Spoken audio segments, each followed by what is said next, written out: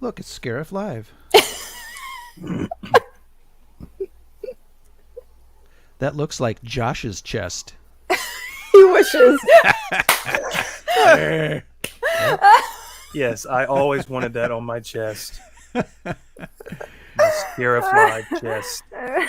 We can arrange that. How is everybody in the Twitter land? Shanti, you've taken, that's probably your second one, right? What? Your drink. No, this is my first. No. Sometimes that's all it takes is 2 sips. There you go. See? If I down this really quick, it's over. And Josh, you look like you're sitting in the middle of the Obi-Wan Kenobi Rancho Obi-Wan. I love your vintage toys back there, your collectibles. Thank you, sir.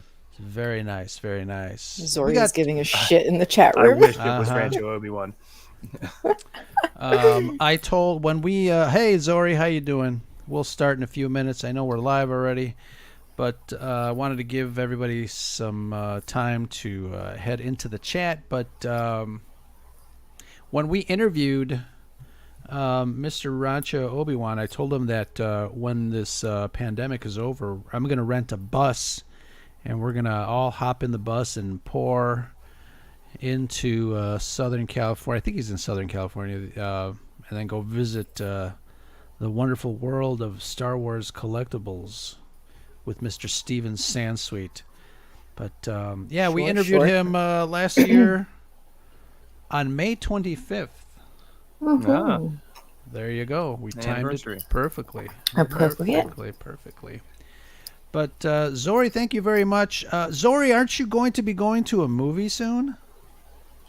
Yeah, very nice. I hope you guys enjoy it. I have yet to see the movie, but I'm hearing good things. And yeah. Shame Shanti, on you. You've seen it twice already, right? I'm going to go a third this weekend. Very nice. Because I'm crazy. Yeah. Well, Zori, I hope you enjoy, you and the family. Fantastic. Leaving in about 45 minutes. Can't wait to see it. Yeah, it's her second. It's her son's first. Nice. I like when that happens. You know, I posted on Twitter a couple of nights ago that I started binge watching some MCU stuff on Disney Plus with my son. I had already seen everything, but we had to catch up on What If, and he had not yet seen Falcon and Winter Soldier, and he was loving it. Every episode was like one more, and then we stopped at the episode where they had that shot of Captain America with the blood, right, with the, on the shield. It's quite a stopping point right there. Oh yeah. He's like, let's get back into it. I see my Darth Vader light flashing in the back. I think I got to change a bulb or something. It's creepy. It is creepy. It's not me this time. The dark side of the Force. The weird stuff always happens to me when we record. Yeah. Is that why you turned on every light in your place? This is not my place. Oh, that's right. Of course she's in a different place. Yeah. Always. Somewhere else. Always. Where are the bodies? Exactly. All right, guys. We don't talk about that. We don't talk about that. I just saw the Dexter trailer. We'll see how that goes. I don't like the way the show ended. Hell no. But I did love the show. Hopefully they can make up for it. Yeah. After John Lithgow, I think that's where I dropped off. Now, was John Lithgow the last serial killer, or was I don't Bail Organa? even remember. Because Jimmy Smits was in there too. I know. I love Jimmy Smits. I think John Lithgow was the last one. Was the last one? Was he? Yeah. I have to go back and watch. Yeah. I loved that show. Yeah, it was good. I liked. I mean, everything was really fantastic, but I didn't like the way it ended either. But speaking of endings, let's start our show. We'll be right back after these messages.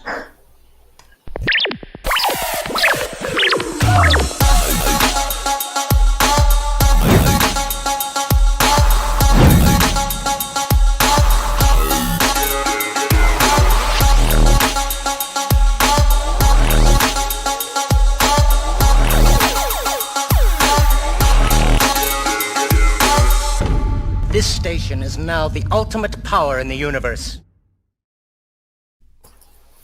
Welcome, everybody, to another edition of the Scarif Scuttlebutt podcast. I am Ro, one of your hosts here on tonight's show. We're doing it live with some special people. Well, one special people. You all know her Define as General. There you go. Do you need a special... As special as they come. special as they come. Take a drink, General Shinobi. How's it going, Shanti? Thanks for stopping by. Good. You were a little late. I worked, whatever. I worked from the couch today. It was wonderful. Really? Yes. Very nice. Was that in between you hiding bodies? Oh, we don't talk about that. Shh. Nice. So we, speaking of special, we have a special friend with us tonight, Mr. Sith Care Bear. Josh, how's it going, man? Excellent. Thanks for having me. Not a problem. Let's get down to the nitty gritty. So we're going to talk about What If, Marvel Cinematic Universe's Disney Plus series, and it should be a really great discussion. I wanted to get into this. You know, we haven't had a regular series, kind of like a recap or a what do you call it? A discussion since the old days of when we used to do it with Brad. We used to do all the Mandalorian stuff, and we've had quite a number of series between Mandalorian and What If. We had WandaVision. We've had Falcon and Winter Soldier. Bad Loki. Batch, Loki. We've done a couple of Bad Batch episodes, but not like a complete, week by week, discussion. But What If is a very unique animal, wouldn't you agree? Yes. Yes. I love it. So it seems like everybody's loving it, but I wanted to get down and go back a little in time. Josh, do you remember the What If comic books? Yes. Well, I mean, there have been several different series over the years. Yeah, I think there's. It started in February of 1977 with the series What If, and back in the day, and I think it went all the way through to like 7 series or 7 or 8. Am I not mistaken? Do you guys know what the very first What If story was? It was What If Spider-Man joined the Fantastic Four? Absolutely, yeah. So Fantastic Five. The Fantastic Five. 1977 was a good year for us nerds. So yeah, What If number 1, Spider-Man. What if Spider-Man joined the Fantastic Five? It has such a weird sound to it. The Fantastic Five. I just keep Right. thinking of Fox Force 5. Yeah, Fox Force 5. There you go. But getting back a little bit into the history. So Peter Parker, I think I was reading a little bit on the Marvel Wikipedia. Peter Parker he had some money problems, and he wanted to join the Fantastic Four. And in this universe, I guess Reed Richards told him, "Sure, come on over."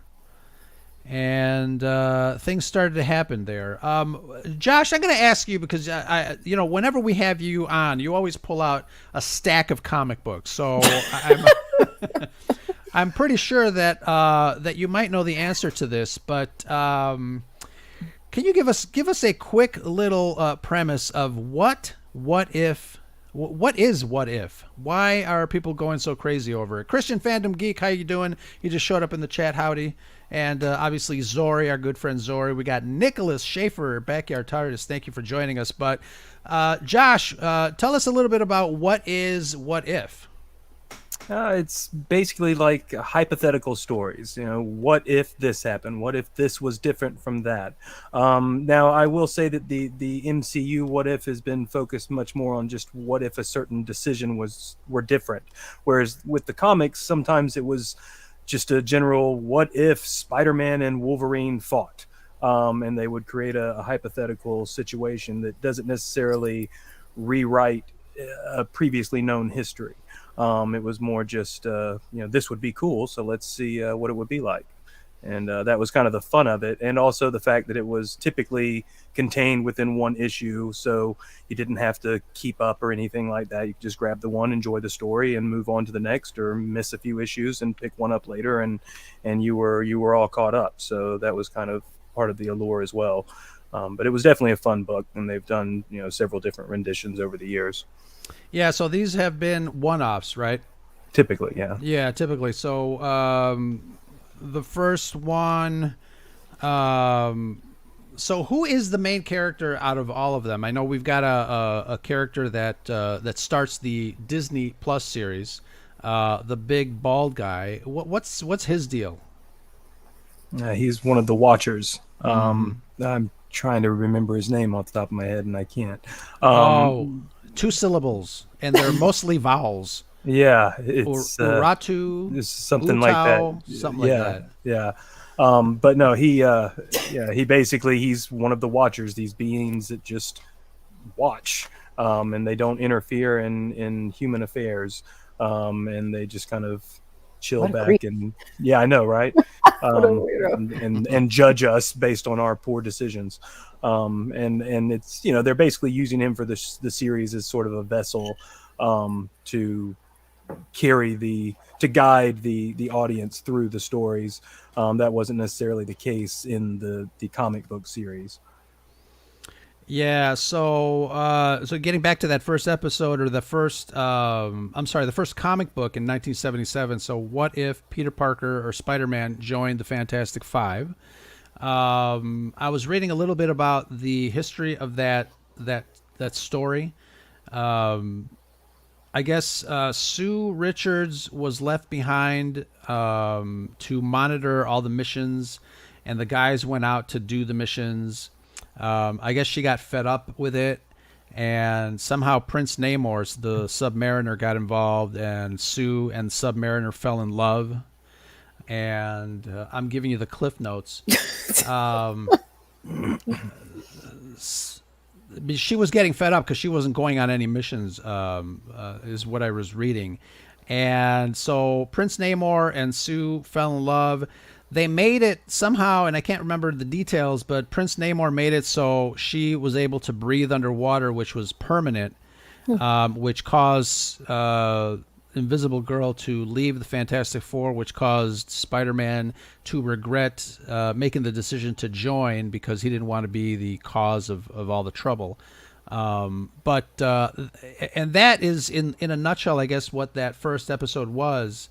It's funny, off topic, I was reading some of the prices of that very first issue, and it still commands quite a large bill when it comes to collectibles. And I'm almost afraid of you pulling out the Fantastic or the What If #1 and saying, "Oh, I have it right here."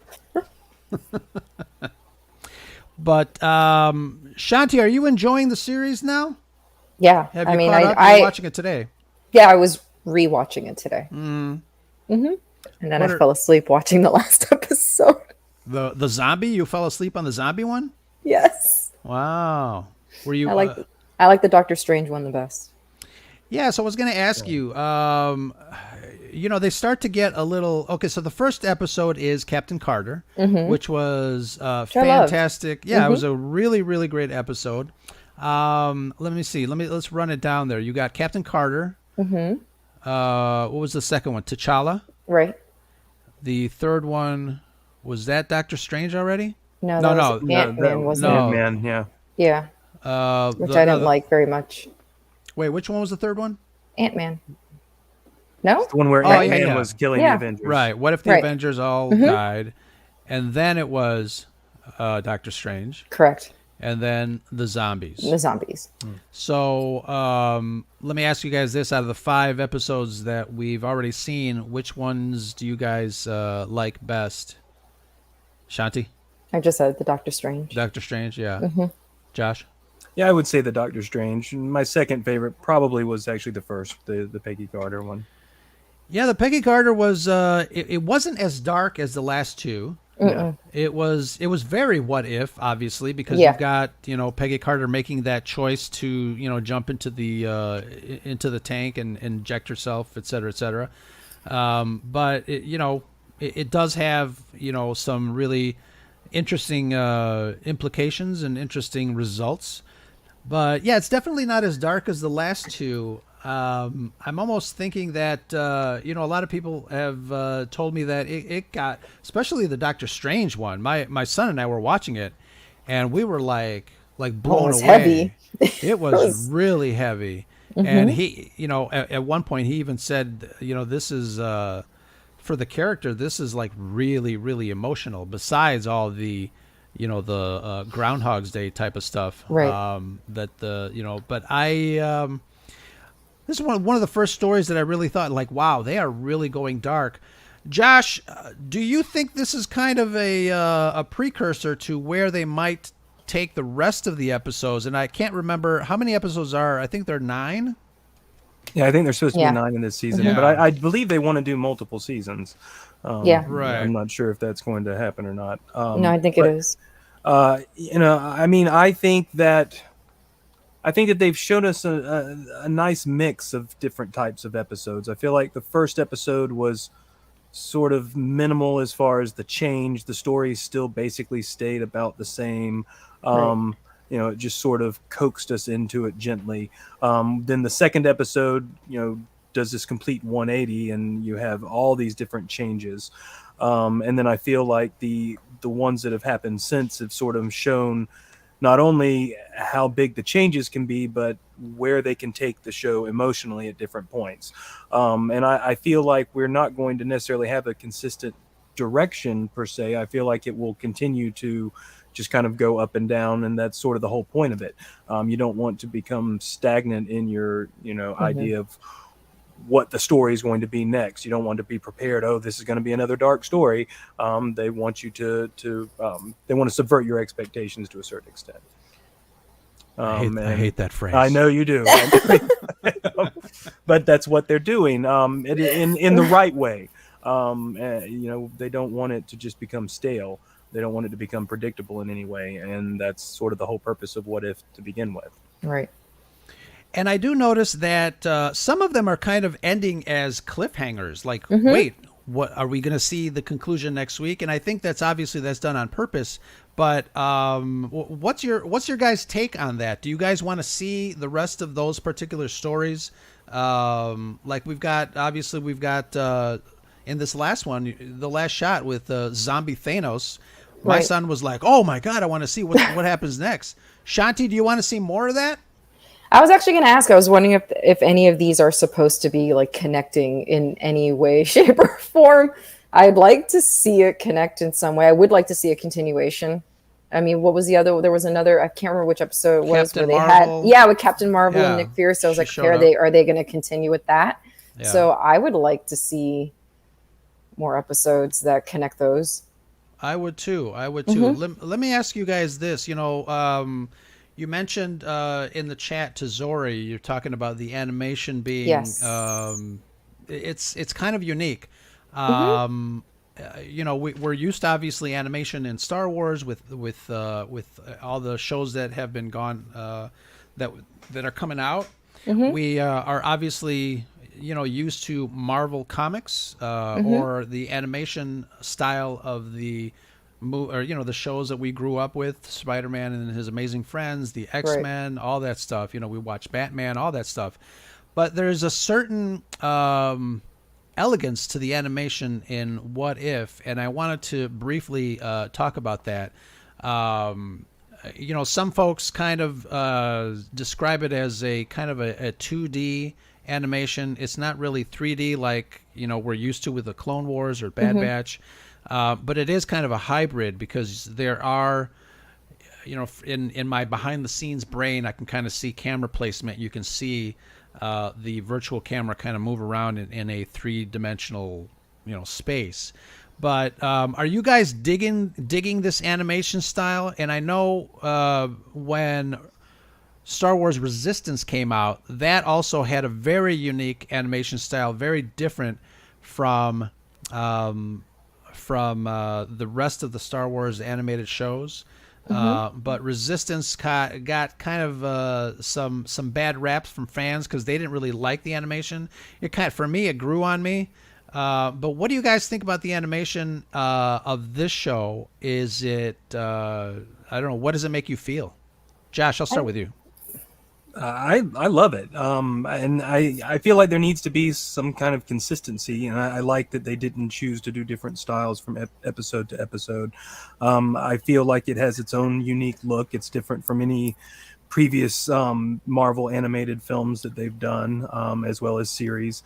And I feel like it's kind of a throwback to the classic. It's almost like a CG 3D interpretation of the classic DC animated series, and not like Batman the animated series, but back to the 40s, the old like movie serials that would play at the beginning of films and stuff, the old Superman cartoons and things like that. Like I feel like that style is sort of carrying over to it, and I feel like that fits with the idea that it's comic books, and so I really appreciate the look of it, very much so. I think it's beautiful. It almost, when I first watched it, it almost reminded me a little bit of like rotoscope mixed Yeah, with anime. I don't know. Yeah. I don't know how to describe it, definitely has that rotoscope but look. it really is so beautiful. I don't even know how to describe it. I don't know. It's so very fluid almost in a way. Yeah. And I like the colors, but it also kind of does look like a panel inside of a comic book. I don't know. They just did a really beautiful. I feel mesmerized by it every time I watch an episode. Absolutely. And all the colors. I think that's one of the Sorry. things that, yeah, that's one of the things that really hit me, is that it really does look, it's okay. So it looks like a comic book come to life, but a few steps ahead of that. We've all seen, some really great animation. We're happy with it and this and that, but this one really is something dynamic and special about the animation. It really takes you, into the story, into the book. It's beautiful to watch. You can take a look at some of the backgrounds that are used.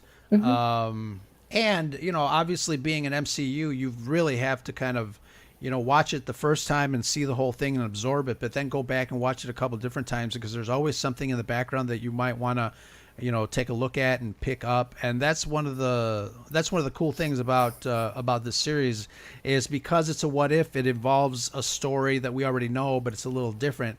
And then you also want to kind of get clues in the visuals to see if there's anything else going on too. So that I find that a fantastic way of storytelling. And speaking of storytelling, again, Marvel is taking a very risky attempt at this show. I think, and I want to say risky because it really is risky. I mean, besides, this animation style is brand new. You don't know what's going to happen. The stories are, for lack of a better term, they're not canon, but they're like, alternate realities. We have obviously the idea of these multiverses going on, but this really kind of solidifies a new way of telling these stories, and I'm really enjoying it. Josh? I want to ask you, because you're very well versed in comic books. We follow these stories from beginning to end, but this really, again.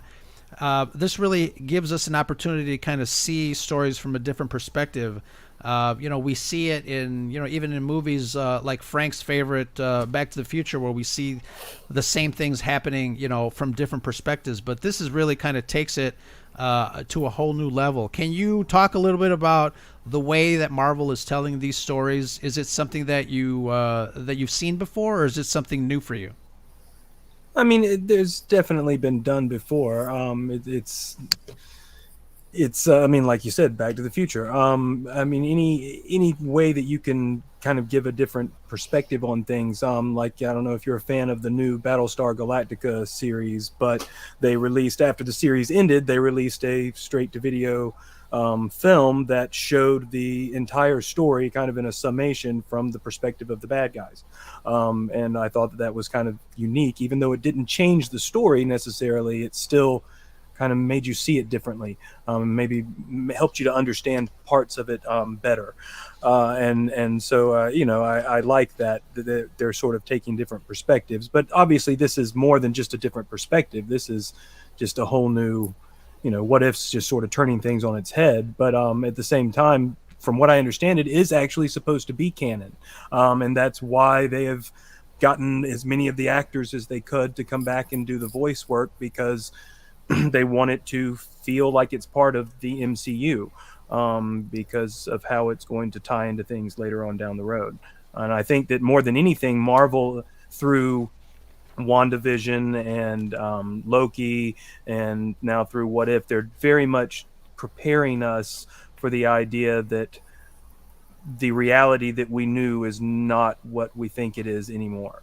That it's going to change to something else later. And I think that's going to be the key element to them incorporating all of these new characters that they now have access to after the Fox purchase. Do you guys feel that the Marvel people are kind of training us to see things different? Or not training us, but maybe preparing us for something that they have planned that we have yet to discover? I always feel like they're preparing us. Always. That's why I keep wondering: is this connecting to anything? Or are they just keeping it to this series and that's it? And this is for pure fun? Or are we supposed to be looking that deeply into it? Is it connecting to any of the movies that are coming out? I keep watching everything to the very end, like always, because I don't know if there's going to be a post-credit scene. Yeah. So, yeah, I feel like they've turned us all into detectives. That's how I feel now. Well, a big difference from this series compared to the actual comic that it's based on is that it will connect, that they are actually trying to build a bigger story with these individual stories. And my understanding is some of these characters will transition to the big screen for Doctor Strange and the Multiverse of Madness. I can't wait for that movie. I can't fathom what they have planned. It's this is what phase. This is the start of what, phase 3? Phase 4. Four. Yeah, and I can't believe I would never have imagined being an 8-year-old kid picking up a comic book and thinking to myself, when I'm an adult, you're going to see these stories like you've never imagined. So this is really amazing. Zori said it in the chat. Marvel really is kicking butt right now. And they have been for several years, obviously through the beginning with Iron Man and through the rest of the movies. I just, sometimes I feel bad for DC. I'm so sucked in. I'm so sucked into this. It's amazing. And it is sad to me that DC can't seem to pull it together. Yeah. Because as someone who grew up with Batman first and then got into Marvel, it's actually very upsetting for me that DC just can't catch up. But it's fine. I've got Marvel. I'm perfectly content. They're kicking ass right now. I'm so invested, and it's been fun. Yeah. I think DC does really well with kind of the individual heroes. I just they really struggle with building the bigger universe. I think they were so concerned with trying to not be Marvel, and then but then at the same time, but also catch up with Marvel. And they ended up just making a big mess instead of just kind of taking their time and going at their own pace and telling the story they wanted to tell. I mean, they did try to make it different by making it a little bit darker, which a lot of people were turned off by. I personally didn't have a problem with it. I feel like all of those characters in general are darker. They're mature. I mean, many of them are 75, 80 years old at this point. Like the audience is mature. Okay. They can handle a story that's a little bit more serious. I get that Marvel is trying to continue to be fresh and appeal to the teenage youth of society, as they always did. I mean, that was kind of their shtick to begin with back in the 60s, was to appeal to, all the people that were rebelling against the establishment. Whereas DC's just kind of been steady as she goes, and I feel like I think they overthought it more than anything. They should have just done what they do and not tried to compare themselves. And at the same time, the audience should have gone into the movies not trying to compare them. I feel like people went into Man of Steel immediately just saying, "Oh, this is not Marvel." Well, of course, because it's Oh, not well, Marvel. duh. So I mean, I don't really know any other way to put it. So I feel like they kind of ruined it for themselves to a certain Right. extent. And it's funny, you talk about the studios not wanting to be Marvel, but then the audience is not wanting it to be Marvel as well, or stopping the comparison. But like when it comes to those two points of view, like what comes first, the chicken or the egg? Do you? And I think you said it. I mean, just DC, just do your thing, and your audience will follow. Right. But sometimes I almost feel like DC waited too long because maybe DC really didn't have the faith enough in the fans to, they saw Iron Man, they saw what was going on, and then they continued to step back because maybe they thought it was just kind of, it's a fluke. It's a fluke. It's not going to happen. There's no way that this is going to happen. I think And it's it also a happened. lack of faith in the creative as well. I feel like they weren't giving those that were behind the storytelling the opportunity to tell the story. Marvel has been really good about letting them tell the story. I mean, they've made sure that each film had its own contained story, but the build up to the bigger story is what everyone really loves about it. And DC had that, but they weren't given the opportunity to flesh it out because of studio involvement, because they immediately knee-jerk reacted to grosses and audience reviews and things like that, and as opposed to just saying, okay, well, maybe this wasn't what we thought it was going to be, but let's see where it goes. And again, the audience was just as guilty of that. Sure. And I just don't like Zack Snyder. See, I love his visual storytelling. I think he's perfect for telling a comic book story. I get that he's a little over the top at times, and the slow. He's another one that's just a little too much flash for me and not enough substance. No, I mean That's I my feel like the problem. substance is there. No, it's not. Hey, Martha, come on now. Martha. Why'd you say that name? That's funny. Yeah, but I'll give my 2 cents. I do like Zack Snyder visually, like you said. He's I'm gonna use the word, and I know Shanti's gonna have some objections to this, but I think I visually, object to everything you say. visually, I think he's visually he's a genius. He can place a camera, he can compose, he can really convey that emotion through his visuals, and those are the types of directors that, for me, I'm attracted to. I enjoyed Man of Steel. I still have not seen the 4-hour cut of Justice League. I loved it. I did. Yeah, but I think maybe tomorrow I'll head over to good. my local Best Buy and check it out.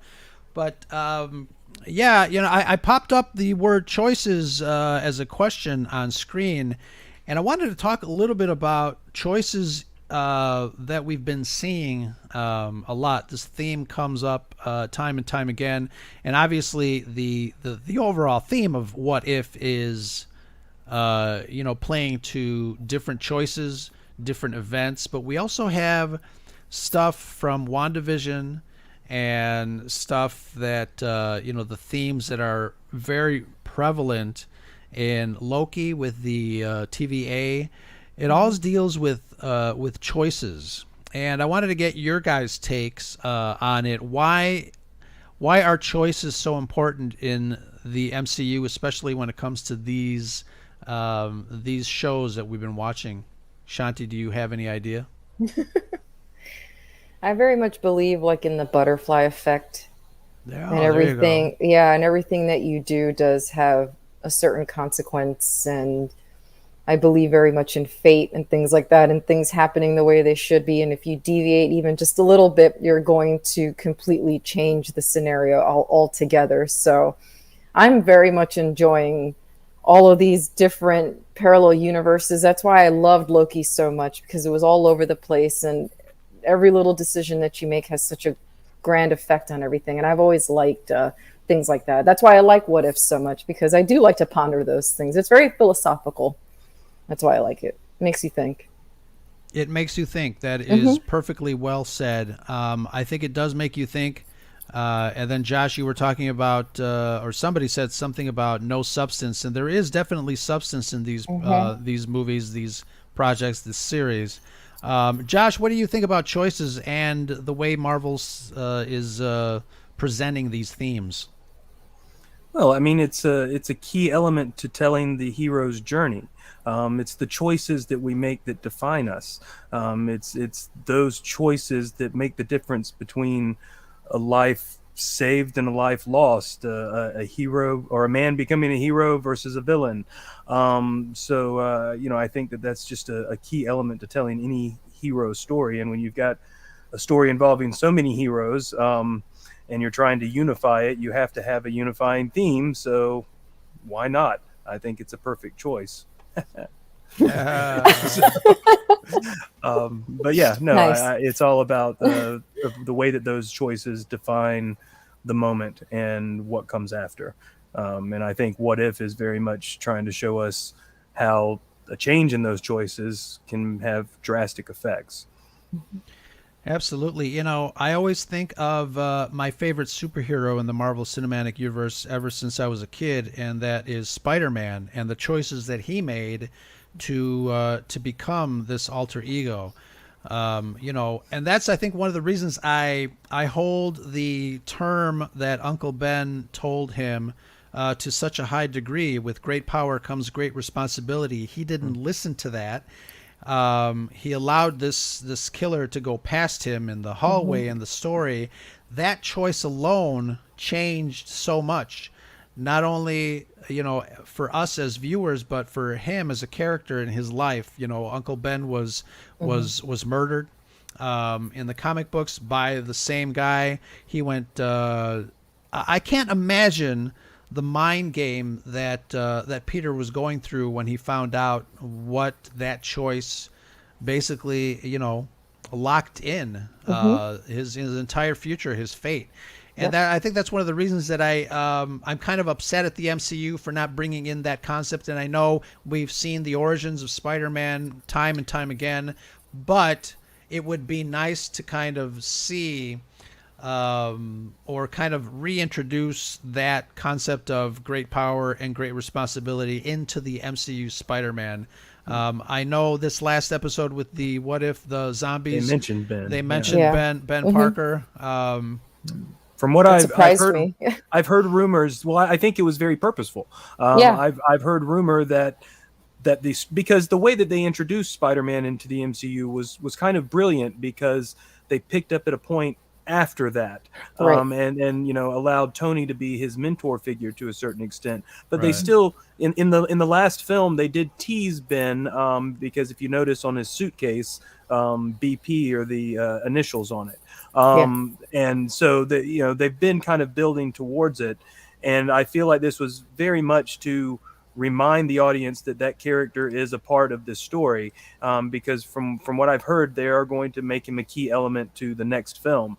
I feel like maybe Uncle Ben and the bond with Uncle Ben and how impactful Uncle Ben was on the decision to become a hero will be part of what helps to unify the different Spider-Men that we're going to see in the next movie.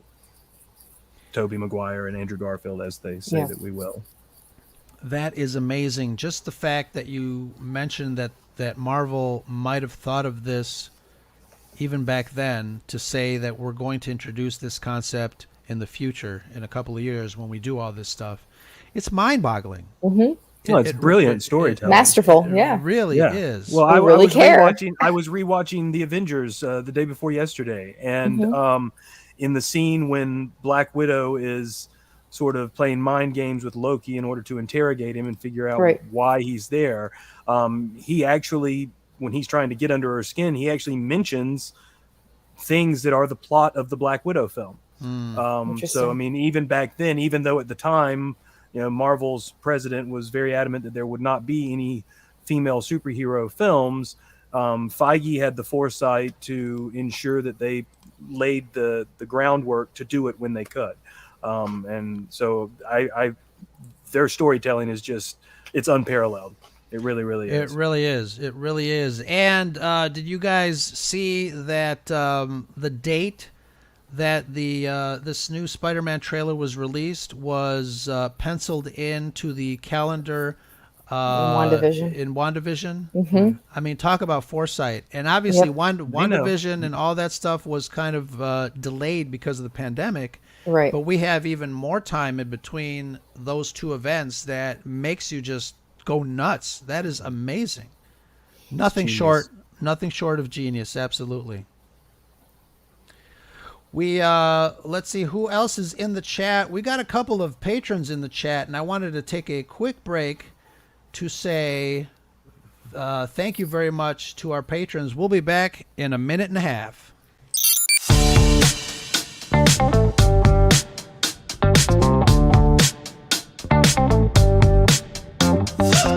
All right, time for the big thank yous, podcast family, to those of you that support the Scarif Scuttlebutt podcast. Team Scarif gives you all a heartfelt thank you, wonderful people who have found it in their hearts to support our show. We're super lucky to have you. Hello there. Folks like Amanda, Jedi Caligula 89, Joey Rosales, what up, Joey? The Salty Crew at the Salty Nerd Podcast, Alex and Matt. Super fan of many of the Red 5 pods, Nicholas Schaefer. Follow him at Backyard TARDIS. What's up, Nick? Our Star Wars Celebration friend, Chad at Hyperspace and Holocrons. Jay from Florida. Our other Floridian, Frank, at the Garrison level. Big thanks. And certainly not least, our executor level patrons, 97 Bravo and the Convergence Podcast. And Scott and Kim from the Used and Abused Podcast. Big thanks, you Red Fivers. Go give them a follow. Huge respects to all our patrons for your support. And if you want to become more involved in the Scarif Scuttlebutt community and feel like becoming a patron, head over to patreon.com/Scarif Scuttlebutt. And remember, we can't have the scuttle without the butt. Don't forget, it's always sunny on Scarif with patrons like you.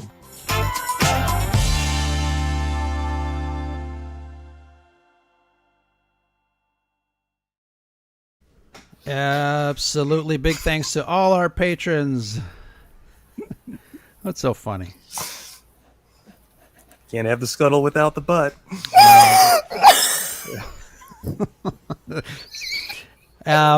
One of our patrons, Nicholas. Great video. Oh, God. Nick, the other day, I think on YouTube, he asked, when Brad's not here, which one of us is the scuttle and which one of us is the butt? Don't answer that. That's obvious. Don't. It's quite And obvious. leave me out of it. Oh man, but absolutely, thank you to all our supporters and What, even the Josh? ones. Yeah, I'm good. Idiot. we also have some non-patron supporters, folks that retweet us all the time, like Vader Rapina. Thank you very much for that. You guys rock. And hey, Nicole Marie is in the house. How's it going, Nicole? Peace, love, Star Wars. Give her a follow too. So, Zori, thank you very much for stopping by. I know you've got some plans. Have a great time. Get some extra butter for me and some jujubes. Do they still sell jujubes? No. No. I think so. How old are you, Ro? I know. Jeez. Like 80. Get off my lawn. That's awesome. I actually told a kid to do that one time. Are you serious? I love that movie. Yes, I did. And this was the worst part. Okay, so I happened to be in my kitchen and I see this guy just sort of walking across because I lived on a corner in a corner house and he's just walking across, just cutting the corner. And so I run out the front door and I'm like, well, why are you on my lawn? Get off my yard. And I just, I felt terrible afterwards. Like, oh my God, what did I just do? And then about 3 months later, I took over a new location at work, and I'm just sort of standing there, and this kid walks up to me, and he's like, "Hi, I just want to introduce myself." I was like, "Hey, nice to meet you." And he's like, "So, remember a few months ago when a kid was walking through your yard and you yelled at him not to walk in your yard? That was me." So that's hilarious. So I got to work with him for like 5 years after that. So man. it was awesome. Oh But hey, he my didn't quit. So That's funny. I did What are tell the him after odds? I did it that I couldn't believe that I even did it. So, but yeah, small world. That's hilarious. It is a small world. Small world. But Bro, we gotta yeah, get you a let's new word, man. make a list. I Make a will. list. I I'll take a will. look at them. I will. So let's talk about the future of What If. I downloaded a list of episode names, but they were kind of out of order, and some of them we hadn't seen yet. And I think what is today? Tuesday. Yeah. Tomorrow we're getting, I think, a Killmonger episode. And then there's some other ones on here. I don't know. This one says Loki on Earth, but we've already seen Loki on Earth, so I don't know what that's referring Who to. cares? Bring Loki all day long. Bring Loki all day long. Supreme Doctor Strange. Here's a good one. Party Thor. I don't know about that one. Oh, I can't wait for that. Gamora versus Tony. And I think the last one on the list might be the last one in the series, which will definitely looks like it might gear up to be something really, really phenomenal to leave us as a season ender. It's called Infinite Ultron. So we'll see what that's all about. But that sounds really exciting. No, I think they're going to bring Ultron back into the Yeah. MCU. Oh, yeah. He's a key part of the story that they're building I heard towards that the Secret being Wars. floated around. Yeah. So yeah, I mean it makes Absolutely. perfect sense. Yeah. Give me more James Spader. Yeah. Oh, he was. Yeah. He totally made the character. Give me more Yes. James Spader always. So, Josh, you wanted to talk a little bit about the What If future of What If. What in particular did you have in mind specifically? Well, just how is it going to connect with everything later down the road, and a lot of things that we've already touched on. But I did sort of talk about how it is unique that they are actually telling a singular story here, and a lot of those titles that you mentioned, I think, are actually continuations of some of what we've seen before. So I'm kind of curious to see where it goes. Like I believe that the Gamora fighting Tony thing, I believe that may be an actual continuation of the second episode with T'Challa, because my understanding is she becomes the Thanos character. The Mad Right. Titan, so to speak. Yeah. So I am excited to see how they connect it all together, and if they're going to try to build like a team sort of thing, or if there's going to be a finite end to it all, and if there are characters that transition into the MCU, what characters and why, how are they going to, what part are they going to play in things later? Big rumor is that the Captain Carter will be appearing in Doctor Strange too. So what does that mean? Is she going to kind of, to a certain extent, replace Captain America? Is she going to be the MCU's Captain Britain? So I'm kind of curious about how all of this is going to play into it. And I'm also curious if I doubt they'll do it with season 1, but maybe season 2. Will we see some X-Men show up? Will we see some Fantastic Four characters show up? Because I mean, they're right now. I think they're very heavily focused on the Fantastic Four. That's definitely what they're building towards in this particular phase. But they still have to start laying the groundwork for the X-Men, which obviously is going to be a much bigger story to tell. You can't really sum that all up in one movie, whereas you can do a Fantastic Four origin story pretty easily, and have it fit in with the existing MCU, whereas mutants existing is something that's going to take a lot more explanation.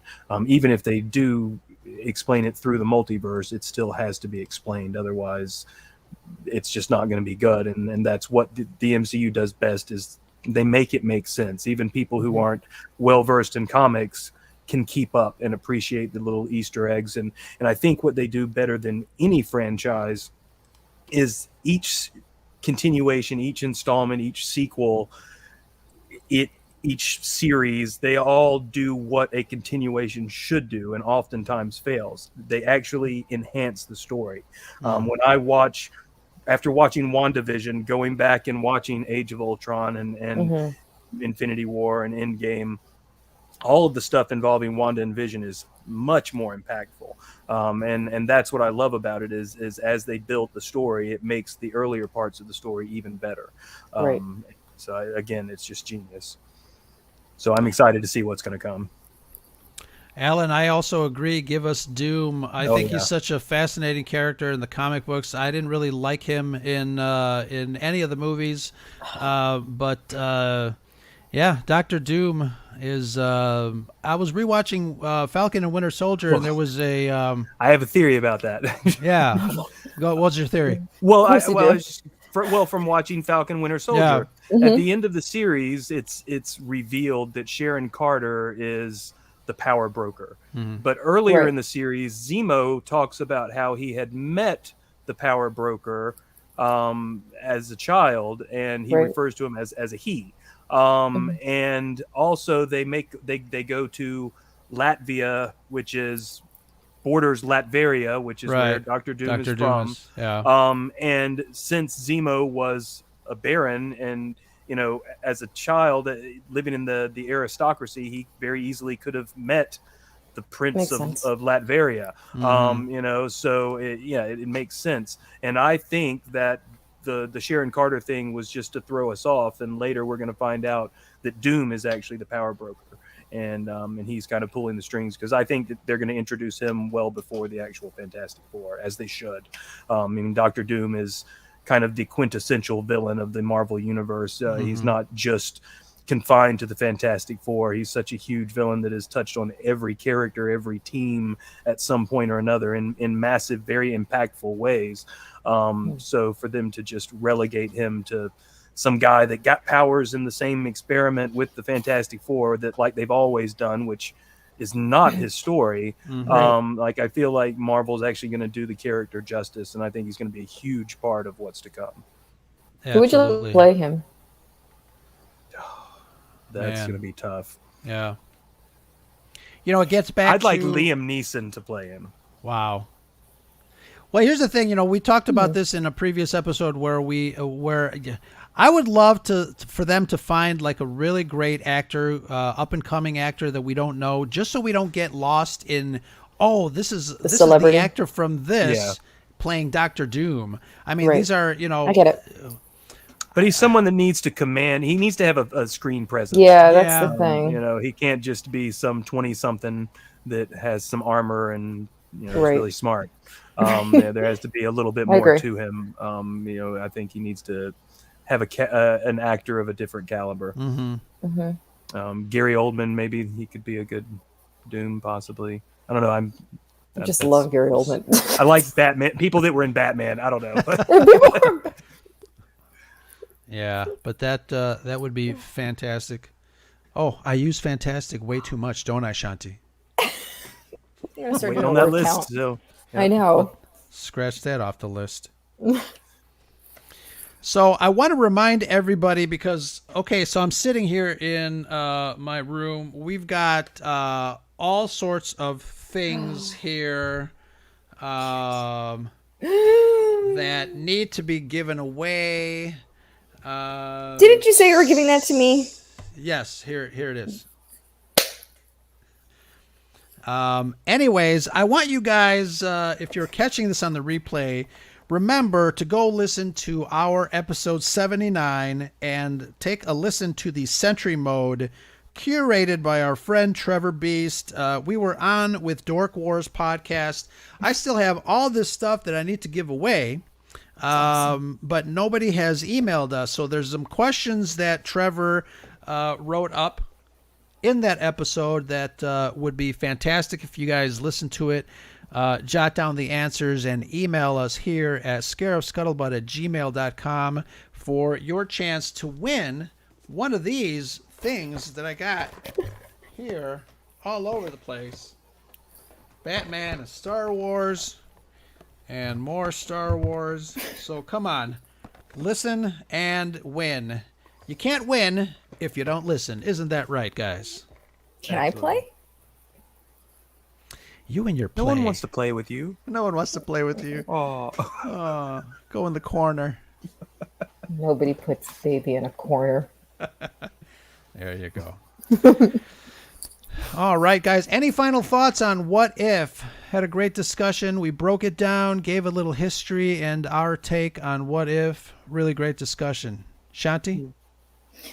I think I love it. And like I said, I think when we discussed on Alan's show about Marvel and where everything was going is I really love the Twilight Zone, and it has kind of a Twilight Zone feel to it, especially with the narrator. Every time he starts talking, I'm like, all right, Rod Serling, relax. So that's what it reminds me of. So I'm really enjoying it. And as always, Marvel is just killing it. They're just crushing it. It's like we're all hypnotized. Whatever they're doing, keep doing it. Somehow you're able to repeat this magic. Disney, watch what they're doing, please, because can you take that and apply it to Star Wars? Because it's really sad to me that Star Wars has taken such a back seat, and it makes me feel really guilty. Yeah. It does. You know, it's funny. It's funny. My friend Caesar had a theory that although they're the same company, they one is sabotaging the other, which I find hard to believe, but it certainly seems that way sometimes. Yeah. Mm-hmm. Josh, what about you? Any final thoughts on What If? Well, do you guys have any ideas of episodes, things that you'd like to see happen in it? I had an idea for an episode. I'd like to see what if Hulk stayed.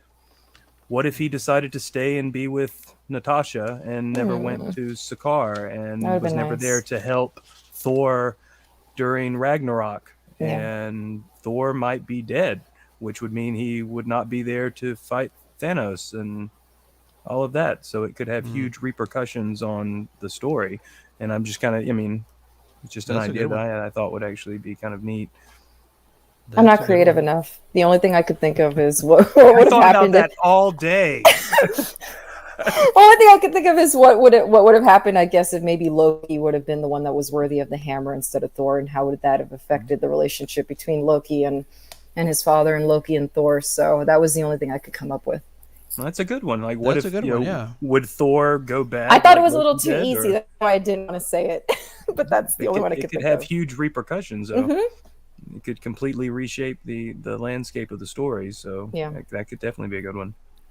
Absolutely. I think that's good. See, you are creative. Yay. Yay. So proud of myself. The only but one otherwise, I loved it. The series. So absolutely. Keep watching. Tomorrow we got another one and a couple more to go. The only one I got is What If Babu Frick couldn't reboot C-3PO? Thank you, everybody. Tip your waiter. Bye. Jeez. I want to thank everybody. Look, Dave Richards just woke up. Thank you, Dave, for joining us. Oh, my God. Wow. And I do think there is going to be a season 2 because IMDb is showing that there's 18 episodes, not 9. Nice. So I really do think we're going to get that news that it's greenlit. That's what I do all day long is read IMDb. That's what I do all day long. But then how is that season 2 going to connect to things? Like season 1 obviously is going to, but that's what I'm excited for. Season 1's obviously going to build to Doctor Strange. Is season 2 going to kind of show the repercussions of it? Right. So I'm very curious to see, because it would just, right now we're watching this wondering how is it going to impact the MCU. It'll be interesting to then watch some more MCU content and then to see how that later impacts the next season of What If. Absolutely. Again, genius storytelling. I'd love to be a fly in the wall in the writer's room. Yep. It is very exciting. Not only to be, we always say it's exciting to be a Star Wars fan and sci-fi and fantasy, but all this comic book stuff is amazing too. So absolutely.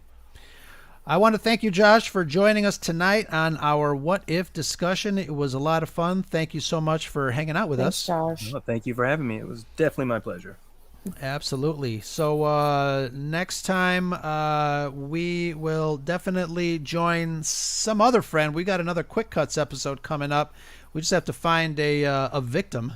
So Shanti, if you put your thinking cap on. Put it that way. Yeah. I mean, I am the murderer apparently here, so sure. Absolutely. Thank you, everybody in the chat. Thank you to our patrons for joining us. And if you caught this on the replay, please give us a thumbs up and a share. We'd like to hear what you guys think of What If. Are you liking it? Are you not liking it? What is your What If? Drop us a comment on Twitter at Scarif Podcast, or shoot us a voicemail. Record a voicemail. What do you do with voicemails? You call us. What is a voicemail? 773-234-8659. Pick up the phone, dial. Nobody dials anymore. Just push some buttons and get a hold of us. scarifscuttlebutt@gmail.com. Shanti, take us out. And that's the scuttlebutt. Woohoo!